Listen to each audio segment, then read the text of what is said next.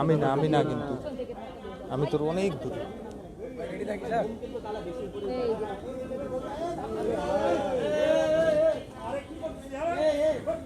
এই সামনে থেকে এত হাত ঢোকালে হবে না কিন্তু। ভাই সামনে থেকে হাত আমি কিভাবে করবো? দেখো কি বলবে এদেরকে। তুই হাতটাকে এই লাইনটা এটার পিছন দিয়ে সুন্দর আসবে, হবে না তো? দেখ তুই এই দেখ সুন্দর আসবে মাঝখানে ঢুকায় দে।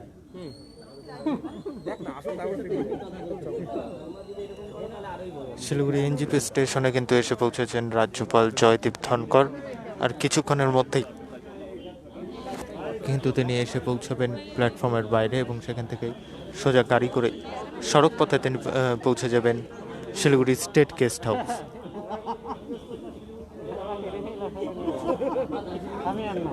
ফোনটাকে একটু নিচু কর না।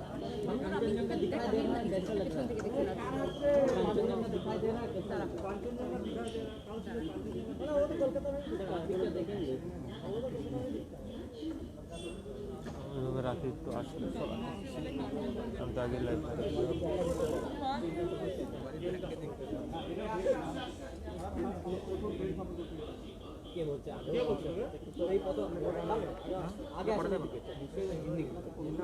আগে সব রাজ্যপাল না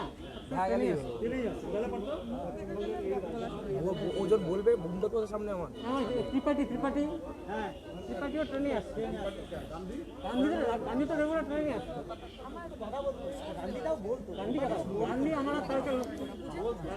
খবর সময় বাংলায় আপনাদের স্বাগত। এই মুহূর্তে কিন্তু নিউ জলপাইগুড়ি স্টেশনে এসে পৌঁছে গেছে রাজ্যপাল জয়দীপ ধনকর। প্রায় এক মাসের উত্তরবঙ্গ সফরে তিনি এসে পৌঁছেছেন এবার শিলিগুড়ি নিউ জলপাইগুড়ি স্টেশনে ট্রেনে করেই কিন্তু এসে পৌঁছাবেন।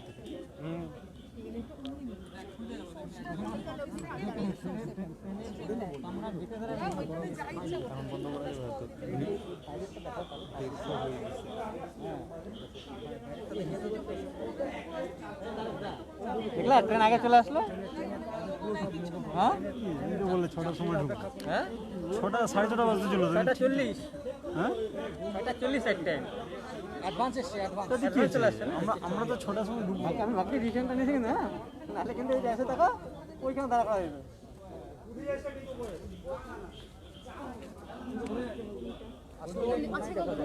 উঠবো না এখন একটু দাঁড়াচ্ছি।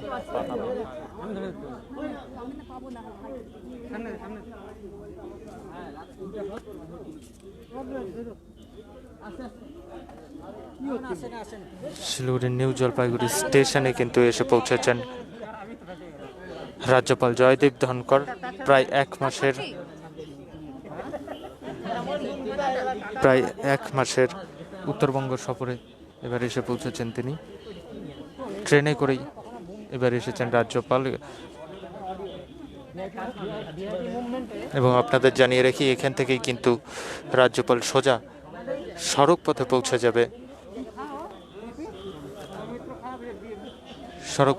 যাবে শিলিগুড়ির স্টেট গেস্ট হাউসে।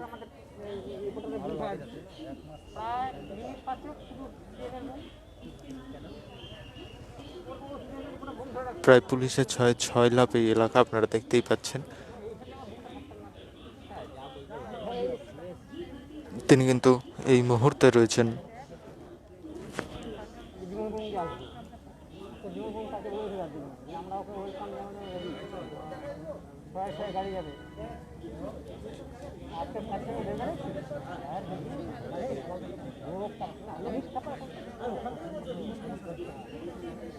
না বলতে এরকম আসতে পারে।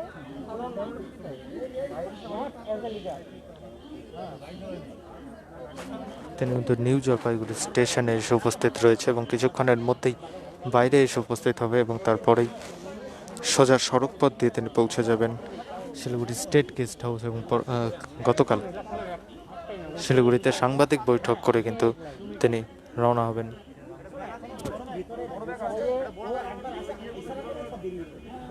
রওনা হবেন দার্জিলিংয়ের উদ্দেশ্যে।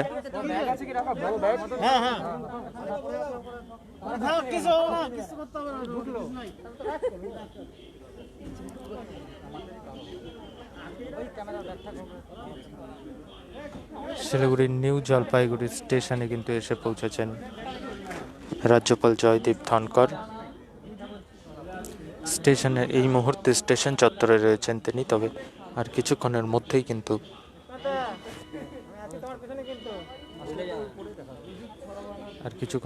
কিন্তু এসে পৌঁছবেন তিনি স্টেশনের বাইরে, এবং এখান থেকেই সোজা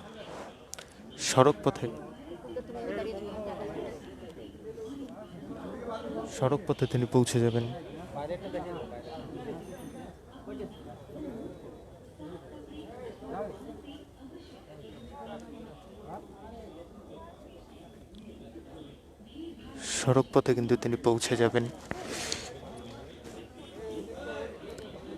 স্টেট গেস্ট হাউস। এই মুহূর্তে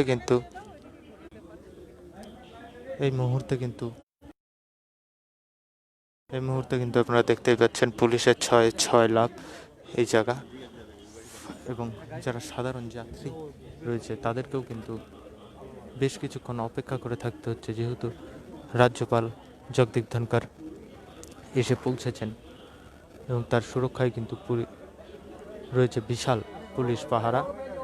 এসে পৌঁছেছেন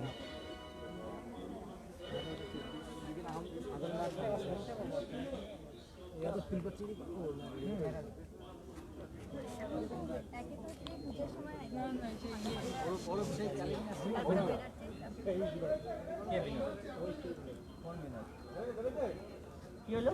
প্রত্যেকে আসলো কেন? পড়ে গেছিল কেন? নামছে ট্রেন থেকে নেমে গেছে। এই সেই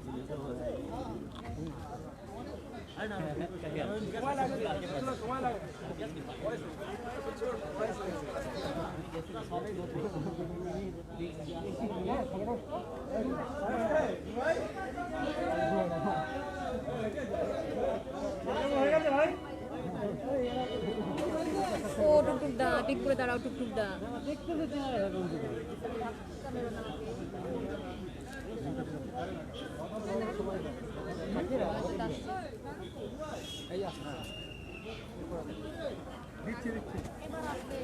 আপনারা দেখতে পাচ্ছেন উত্তরবঙ্গ সফরে নিউ জলপাইগুড়ি স্টেশনে। এইভাবে দিলে হবে না,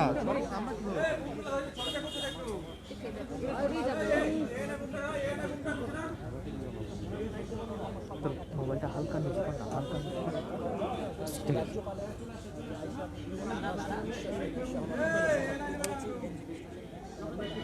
রাজ্যপাল কিন্তু এসে পড়েছেন নিউ জলপাইগুড়ি স্টেশনে।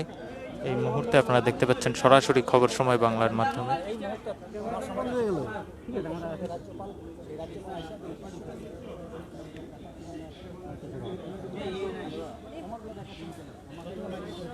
সামনে পায়ের ভর দিয়ে দাঁড়ায়।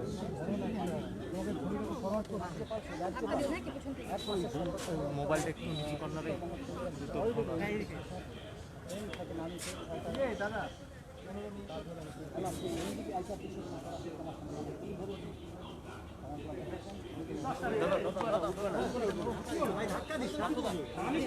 আধা যাবে না।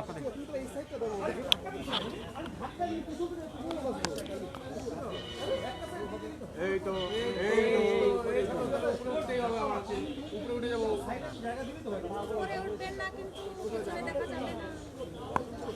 যে আসছে, হ্যাঁ রাজ্যপাল আসছে। আর কোথা ঢুকবে? কিও লাগবে?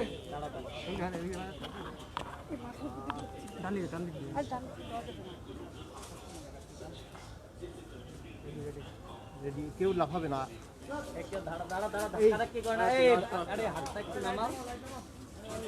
এই কি হচ্ছে?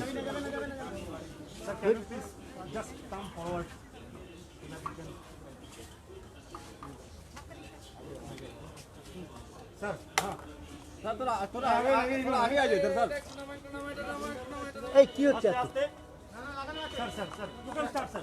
এই মোবাইলটা নামাও, লক্ষণ না মোবাইল দেখতে নামাও। তারা তো উপরে উঠে যাও। I am extremely happy. তারপরে বুনটা পিছনে না। তারা ঘুম পিছাও। To be in North Bengal. I reached here on a day when the entire nation is celebrating birth anniversary of Iron Man, Sardar Patel ji. His mission, achievements will motivate us, inspire us, so that we always keep our nation first. For me, this visit is of great focus, great direction, great involvement, after a lot of thought process, so that aspirations of the people, their hopes are realized. This area of West Bengal is rich in human resource, rich in culture, has great potential for tourism, for economic activity, for industrialization, and to give higher level and optimization to existing trades. I would connect with all of them. My motivation will be to reach out to the people as much as I can and create an environment that their aspirations are fulfilled. The potential and prospects of the area are fully realized. It is on account of nature and its background on global map. This needs to be on a high trajectory. I am sure it will happen. Let me tell you, friends, for 70 years, there had been questions asked about several critical issues. Will those problems be ever solved? One was Article 370. We today don't have Article 370 in our constitution. And this happened because members of parliament from all over the country, under the inspiring leadership of the Prime Minister, took a decision. And an aberration in the Indian Constitution, Article 370, is not there.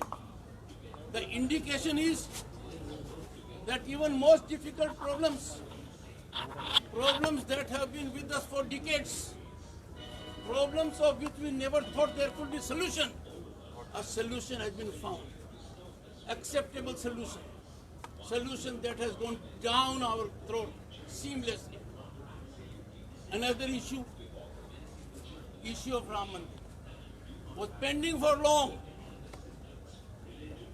5 judges of the Supreme Court gave unanimous verdict.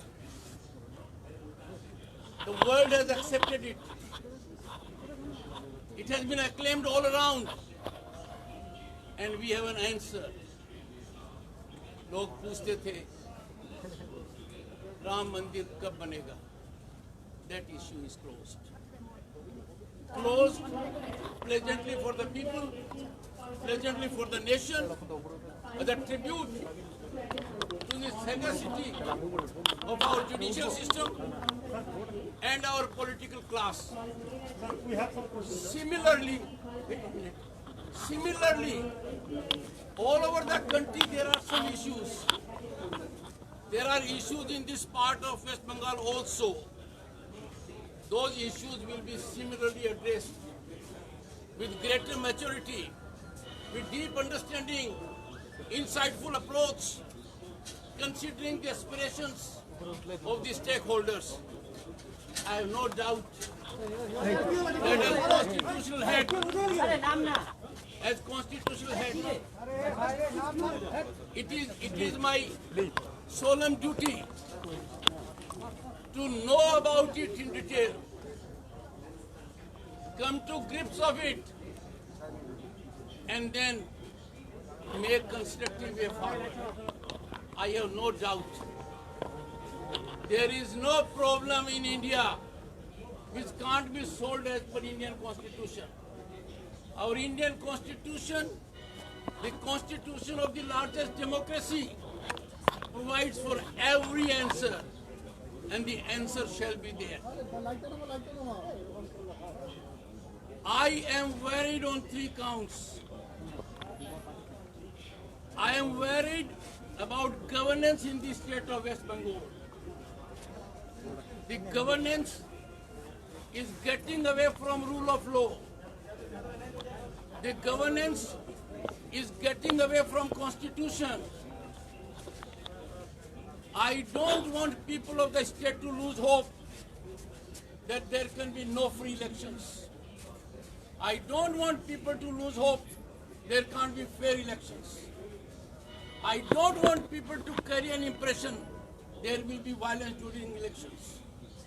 I have repeatedly told the government, public servants cannot be allowed to be political workers. If public servants become political workers, the fate of democracy is sealed.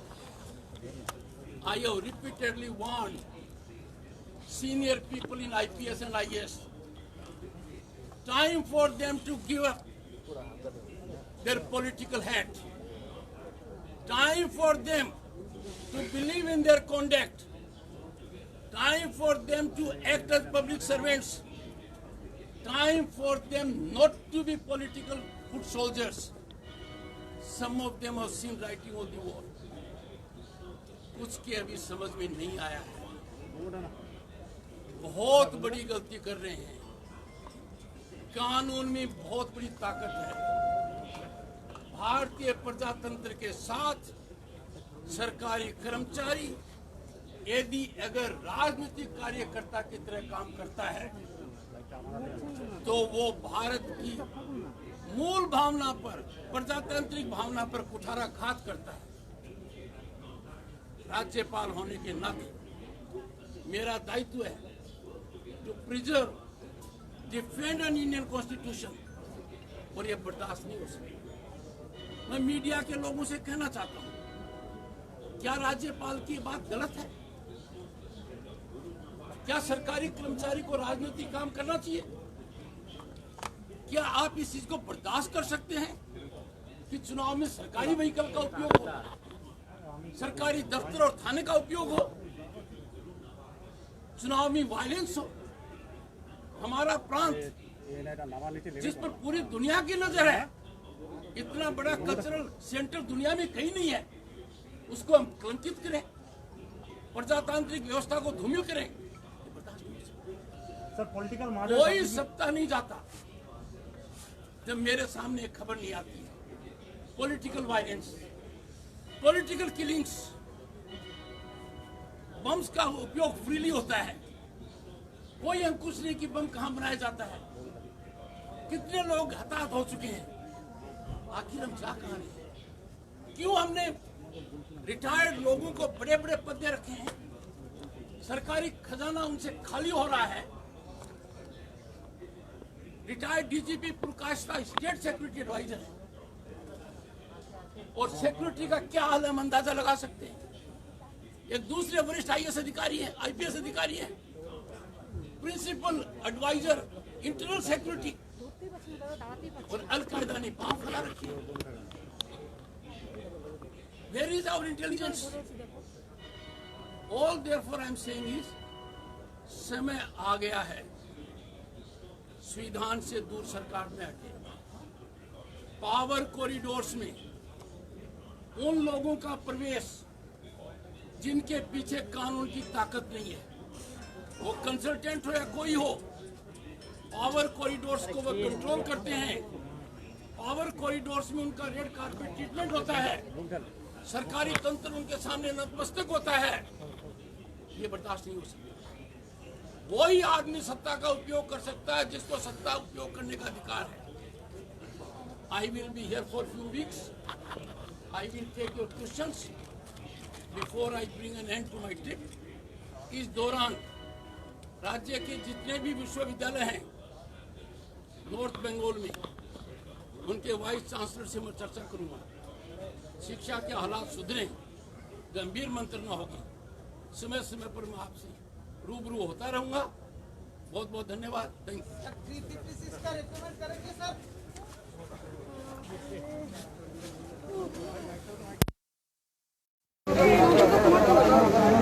You.